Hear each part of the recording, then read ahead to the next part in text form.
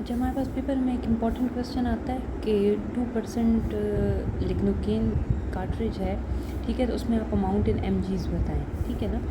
तो इसको आप सॉल्व किस तरह से करेंगे? इसको सॉल्व करने का तरीका ये है कि it is basically 2 gram in 100 ml और it is 2000 mg's in 100 ml, ठीक है। अब आपने जो है अगर इसकी 1 ml के साथ रिलेशन निकालनी है तो आप क्या करोगे?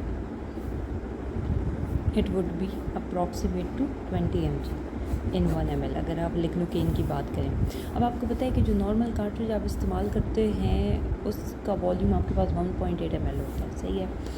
तो आप क्या करोगे? अब यहाँ से इसका रिलेशन निकालोगे। 1 ml is 20 mg and 1.8 ml is, तो आपके पास 1.8 ml जो है वो तकरीबन 36 mg आता है, ठीक है।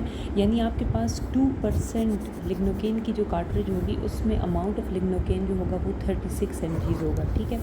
अब यहाँ पे एक इम्पॉर्टेंट बात ये है कि आप लिग्नोकेन सेफली कितना दे सकते हैं पेशेंट को, ठीक है। 36 mg तो आपके पास जो है वो एक कार्ट्रिज आ गई ना, तो सेफ डोजेज आपकी क्या है? किसी पेशेंट को आप कितना एडमिनिस्टर कर सकते हैं? तो सेफली जो है आप up to 500 mg of lignocaine without any sign of toxicity आप उस पेशेंट को एडमिनिस्टर कर सकते हैं। अब 500 mg कितनी बनेंगे?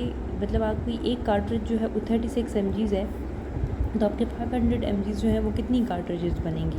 ये भी आपके पास एक इम्पॉर्टेंट क्वेश्चन है कि इस तरह से आ सकता है कि 2% लिग्नोकेन कार्ट्रिजेस हैं और आपने एक पेशेंट को एडमिनिस्टर करनी है, तो up to how many cartridges आप सेफली एडमिनिस्टर कर सकते हैं? तो इट इज़ 13। तो ये आपके पास नंबर ऑफ़ कार्ट्रिजेस जो हैं वो 13 आती हैं, यानी कि 2% लिग्नोकेन की 13 कार्ट्रिजेस आप किसी भी पेशेंट को सेफली एडमिनिस्टर कर सकते हैं।